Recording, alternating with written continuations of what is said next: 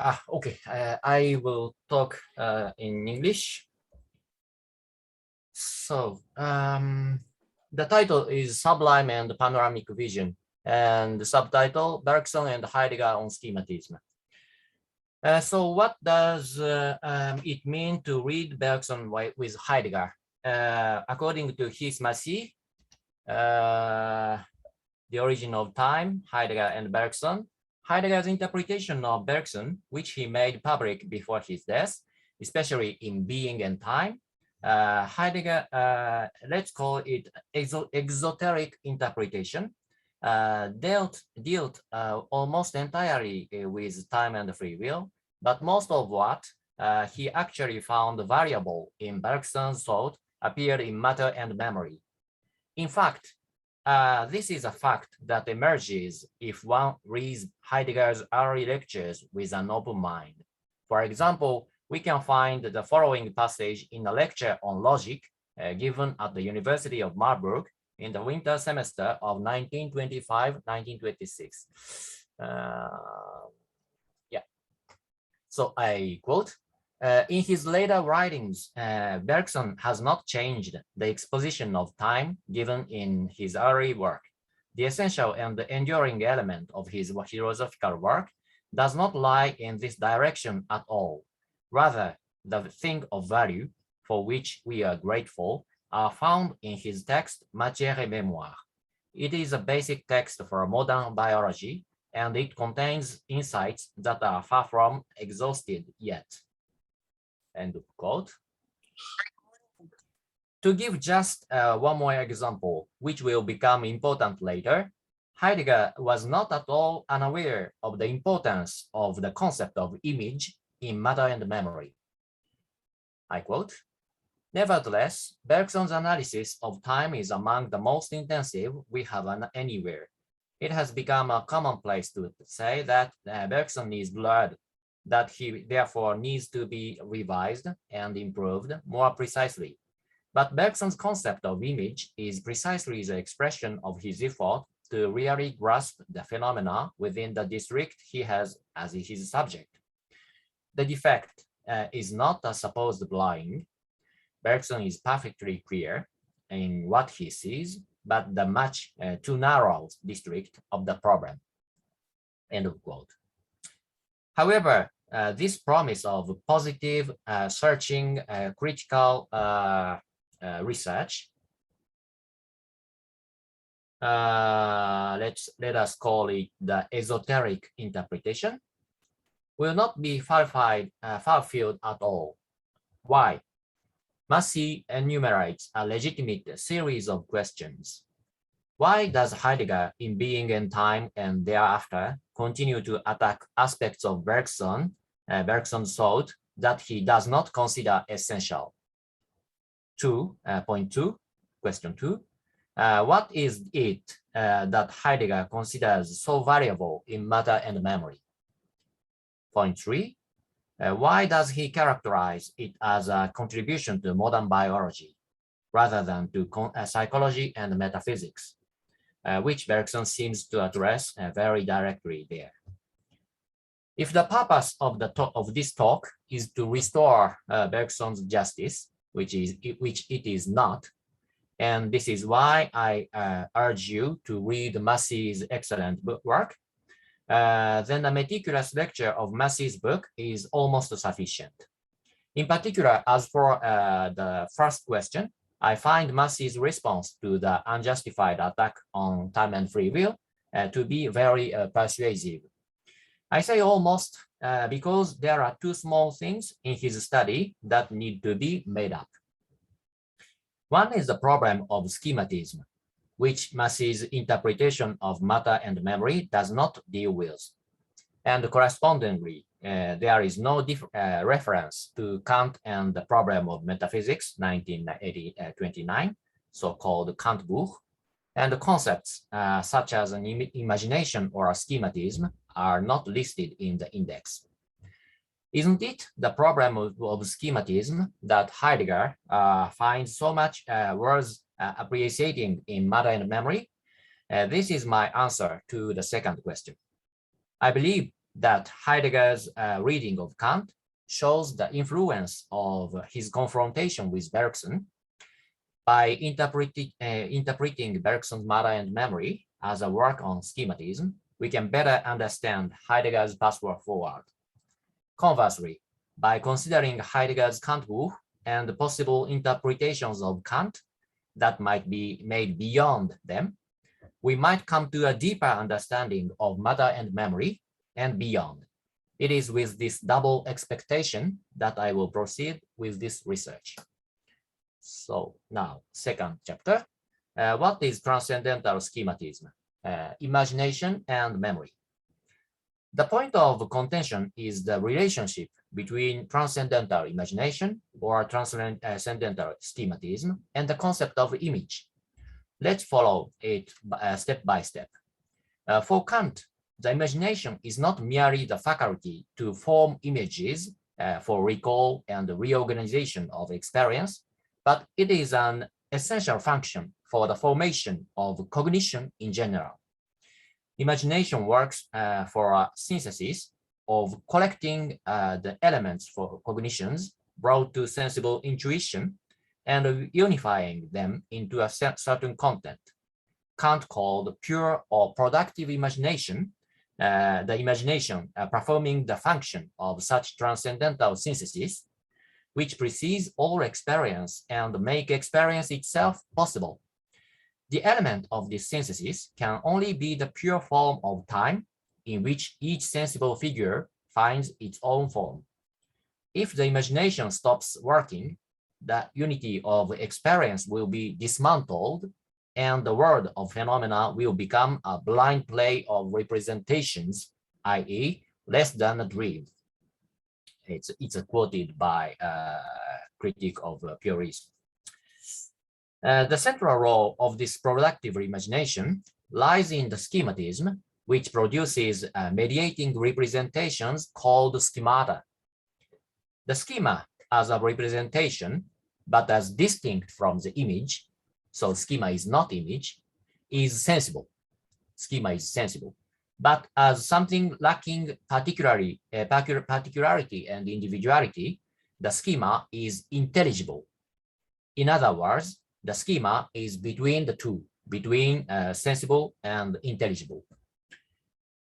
What Kant calls schema are the formal and pure conditions of sensibility to which the concepts of understanding are restricted in their use, and what he calls schematism is the way or the art in which the understanding practices with those schemata.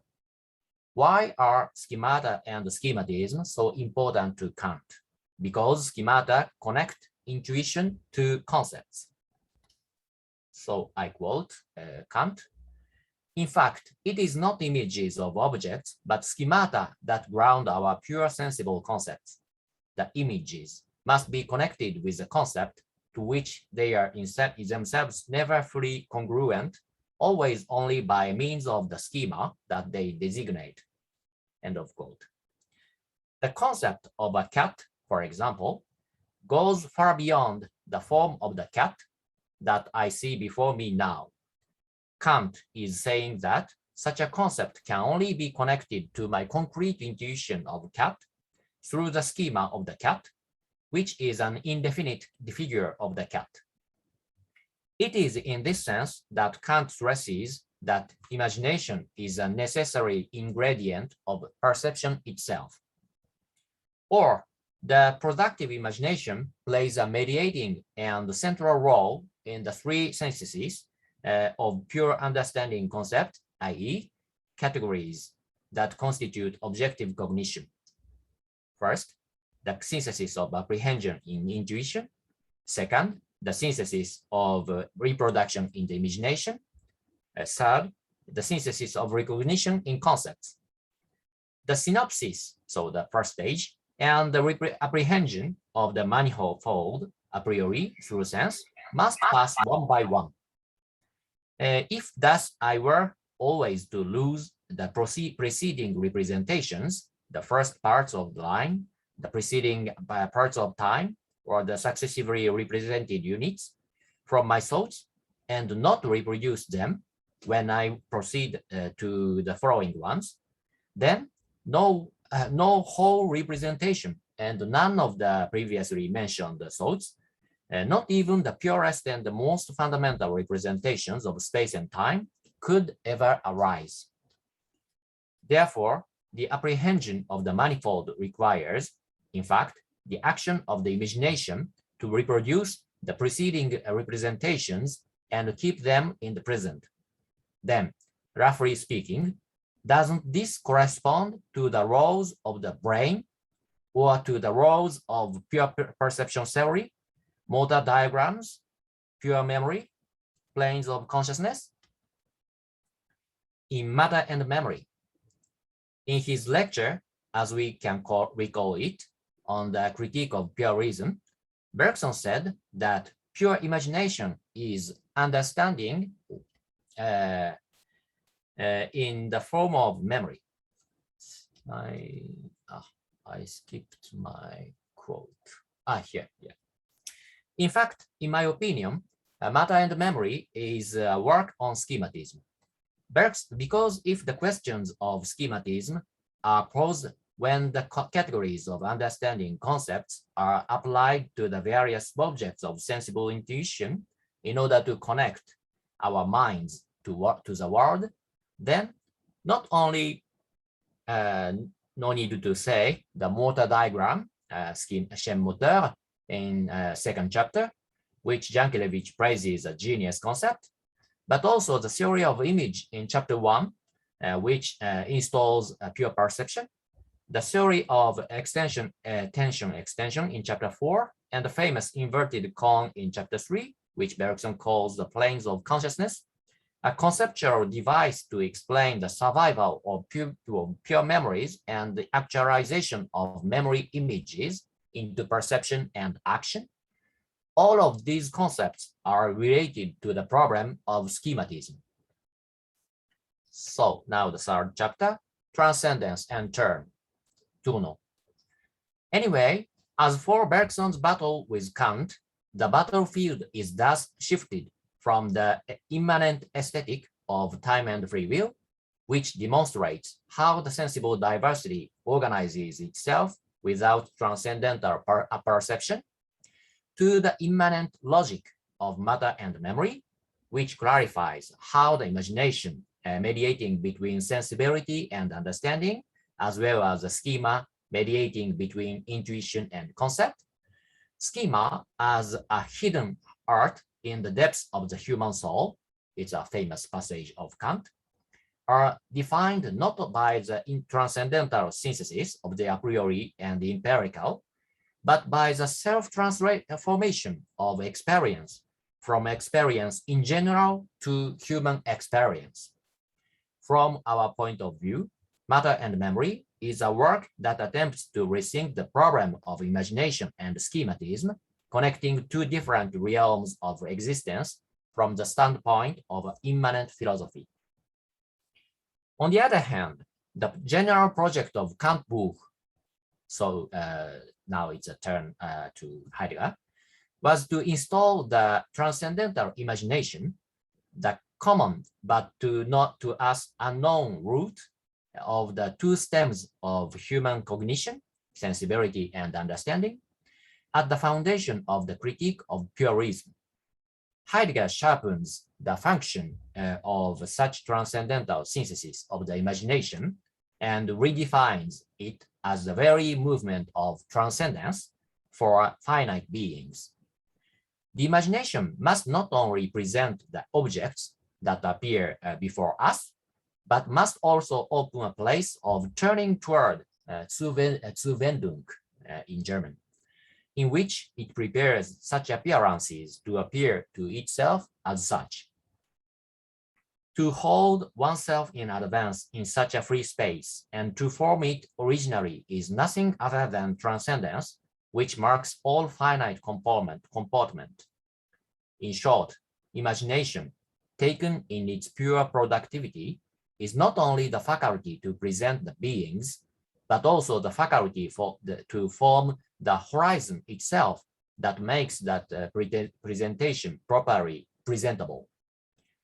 This horizon prepared by the transcendental imagination is time, according to Heidegger, and the formation of this horizon is not merely a form of intuition in which receptivity in general is given, but it is the very form itself, the origin of time, as a figuration that gives rise to the series of successive sequences of now for the first time. In this sense, Heidegger asserts that the transcendental imagination is primordial time. For the moment, we can say that the theory of image plays the role in Bergson that transcendental schematism plays in Heidegger, because it is a totality of images that not only present the beings when it appears before us, but also open a place itself where we can prepare in advance for such an appearance to appear to us as such. But of course, there is a crucial difference. While Heidegger maintains a transcendentalist position, Bergson seeks the conditions of possibility for experience in the self-transformation of experience. This is a famous passage on the turning point of experience in chapter 4 of Matter and Memory. It is an extremely valuable testimony to the methodology of Bergson's immanent philosophy, which seeks to see the emergence of transcendental elements in the immanent folding and fold of experience. So I quote, "But there is a last enterprise that might be undertaken. It would be to seek experience at its source, or rather above the decisive turn where, taking a bias in the direction of our utility, it becomes a properly human experience." End of quote. It should not be overlooked that immediately after that decisive passage, a reference to Kant's attempt to end to the intention to overcome it, it is written. The impotence, impuissance of speculative reason, as Kant has demonstrated it, is perhaps at bottom only the impotence of an intellect enslaved, asservi, to certain necessities of bodily life. By unmaking, défaisant, that which these needs have made, we may restore to intuition its original purity and so recover contact with the real. Let me emphasize that the theme of powerlessness, impotence, and violence, which will be discussed many times in my talk, will always appear in combination with the Bergsonian methodology of Tournant. As an important corollary, let me quote a passage from Bergson's lectures on the critique of pure reason. There, Bergson says that the concept of habit elaborated by the empiricists of the 18th century and the concept of heredity elaborated by the evolutionists of the 19th century are the knowledge acquired through experience that eventually become part of the intellect and taken on the character of necessity and strict universality, which Kant regards as essential and irreducible. I quote, "Thus, between the knowledge that Kant calls inductive and which would present only a relative universality, and the knowledge that Kant calls a priori and whose universality would be rigorous, there would be only a difference of degree. Evolutionism makes us witness the genesis of the so-called a priori concepts. An explanation of this kind would not count in Kant's eyes." I think this quotation is very important because this shows the passage from the transcendental philosophy to immanent philosophy. By passing in his 1964-1965 lecture on Heidegger, Derrida wrote the following. This is an important passage that suggests the possibility of thinking Heidegger near Bergson. Quote, Bergson too is seeking, for example, in his introduction to La Pensée le Mouvement, 1934, a unity of the concrete self that refuses humanist empiricism without falling into transcendentalism and the stable identity of the formal transcendental subject. This is a seductive attempt that one might compare to Heidegger's if Heidegger did not refuse to speak, unlike Bergson, of the concrete unity of the self, and especially of a psychological self whose life or pure becoming would be affected in its purity only by a reflection toward the upsurging of life or spirit as an anonymous being or force. End of quote. So now, fourth chapter, Sublime and Einbildungs-gewalt, not craft. It seems clear that Deleuze had that Heideggerian interpretation in mind when he wrote, quote, but this text, in this text, Kant talks about the profound mystery or hidden art of schematism. But this text doesn't allow us to think that schematism is the most profound act of the imagination, nor its most spontaneous art. Schematism is an original act of the imagination. It also schematizes, but it only schematizes when the understanding precise or has the power to legislate. It schematizes only in the speculative interest. When the understanding takes on the speculative interest, therefore, when it becomes determining, then and only then is the imagination determined to schematize. End of quote. The rest of drama is as is expected. Everything changes with the critique of judgment. One could say, in a pinch, that the imagination here schematizes without concept. What is at stake in the third critique is certain unburdening of understanding, certain liberation of the imagination, and even the raging of it. The accord of the imagination as free and the understanding as indetermined, the unity between the faculties as themselves free and undefined.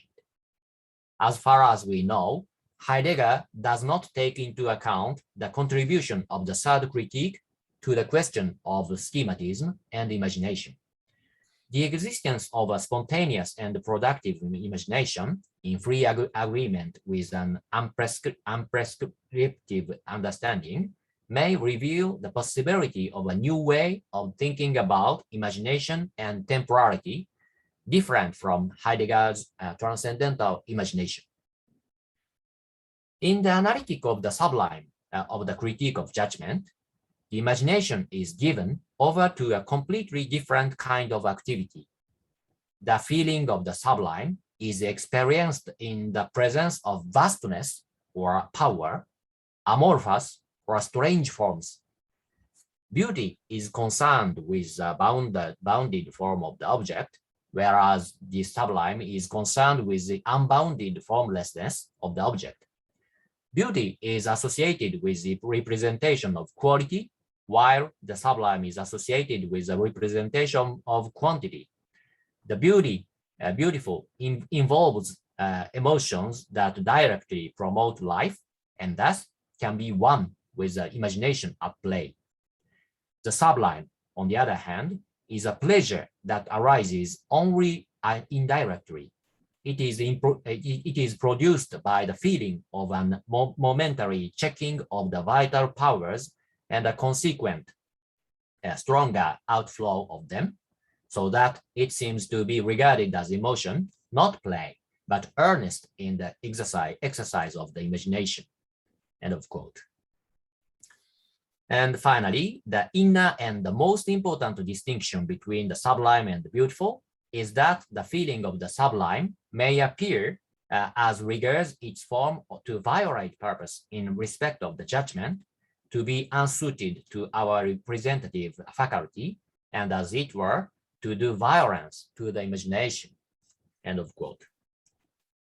As far as the gradual grasping of parts, apprehension, is concerned, the imagination has no limits we can take count.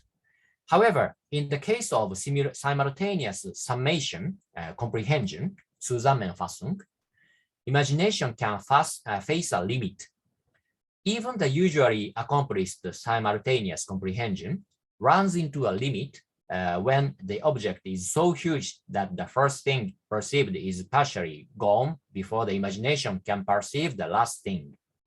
Everything proceeds as if the imagination is facing its own limits and is willing to endure the violence that pulls it to the point of its power's end.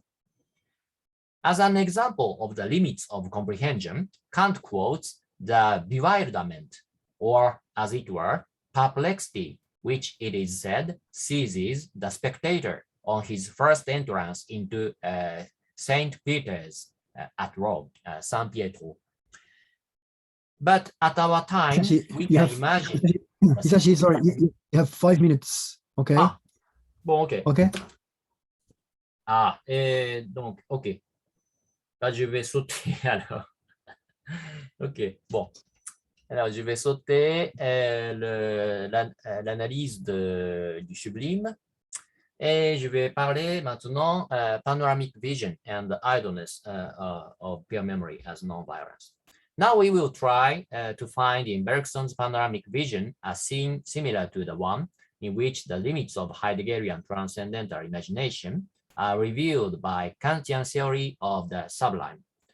As it is well known, this is a phenomenon in which a person who comes back to life after being drowned or strangled sees his entire past in a panoramic way for an instant. In his article, Phantoms of the Living and the Psychical Research, published in Mind Energy, Bergson interprets this phenomenon as a state in which the normal limits of senses and consciousness, in which the brain guides thought into action, canalization, and the limitation of our psychic life are broken. I interpret this phenomenon as a state in which the limits of the normal state of sensation and consciousness are removed, leading us to a state in which we canalize and limit the life of spirit. I think, I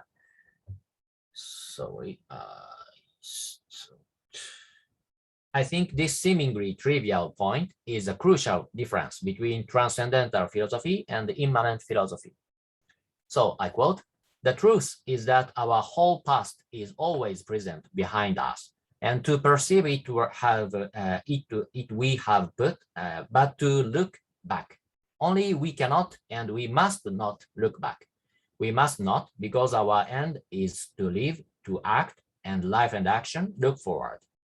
We cannot because the cerebral mechanism is fashioned to this end, to mask from us the past, to let at each moment only so much pass through as will throw light on the present situation and favor our action."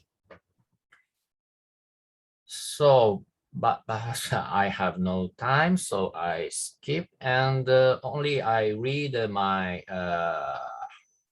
conclusion. Sorry.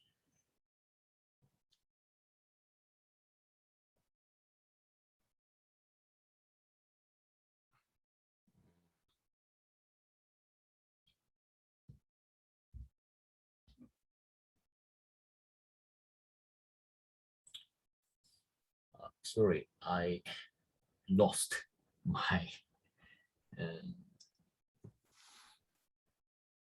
Maybe. Bon. Maybe you can summarize the conclusion. Oui. Alors, donc, en fait, ce que je voulais faire, I wanted to do is to compare Bergson's panoramic vision to Kant's sublime. And for Kant's sublime, how to say, imagination could develop, could go further in relation to Heidegger's transcendental imagination, but still it has a certain obligation. And for Bergson, panoramic vision is an extreme phenomena And for this, how to say, we can see the imagination plays a role more important in this. And yeah.